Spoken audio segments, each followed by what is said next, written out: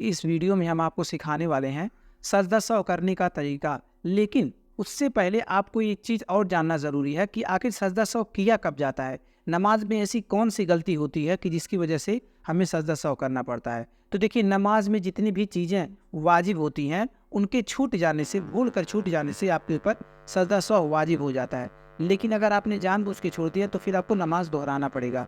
मिसाल के तौर पर आपको सूरह फातिहा नमाज में पढ़ना ये वाजिब है।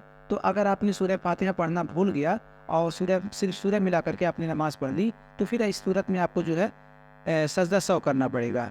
इसी के तौर पे मान लीजिए कायदा में बैठे हैं और कायदा में तुरंत उठना रहता है तहियात पढ़ने के बाद, लेकिन अगर आपने 3 बार सुभान अल्लाह कहने की मिकदार ठहरे रह गए, नहीं उठे, तो फिर इस कंडीशन में भी आपको सजदा सौ करना पड़ेगा।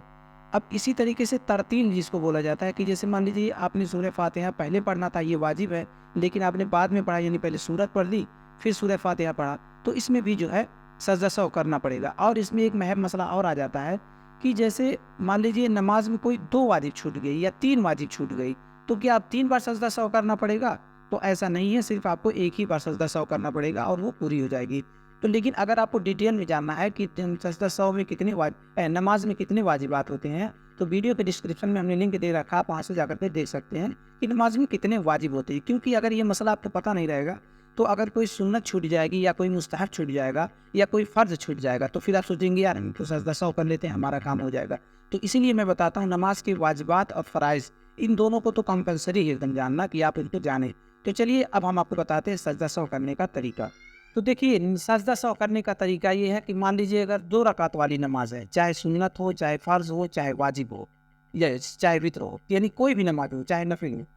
तो अगर 2 रकात वाली नमाज है तो 2 रकात के बाद तशहुद पढ़ेंगे और तशहुद पढ़ करके दाहिनी तरफ सलाम फेरेंगे और फिर इसके बाद 2 सजदे करेंगे। 2 सजदे करने के बाद बैठ जाएंगे और तहियात पढ़ेंगे और दुरूद शरीफ पढ़ेंगे और दुआ मासूरा पढ़ करके सलाम फेर देंगे, तो आपकी नमाज हो जाएगी।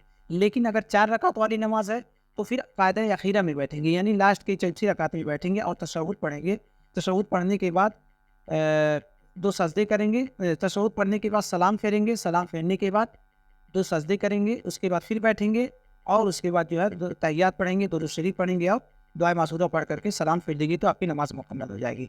तो यानी कायदा अखीरा में 2 रकात की नमाज है तो जी पहले ही 2 रकात में पढ़ लेना, क्योंकि वो 2 रकात वाली नमाज को तो ही पहले ही जो बैठेंगे उसे ही कायदा अखीरा बोला जाएगा। और 4 रकात की नमाज होगी तो 2 रकात वाली को तो कायदा उला बोला जाएगा।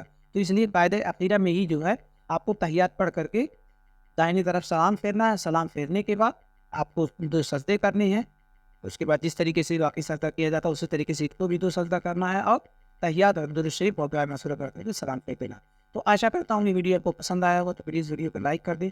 लेकिन अगर आप नमाज के वाजिबात के बारे में जानना चाहते हैं तो हमारी ये वाली वीडियो देख लीजिए, और नमाज के फ़राइज़ के बारे में जानना चाहते हैं तो हमारी ये वाली वीडियो देख लीजिए।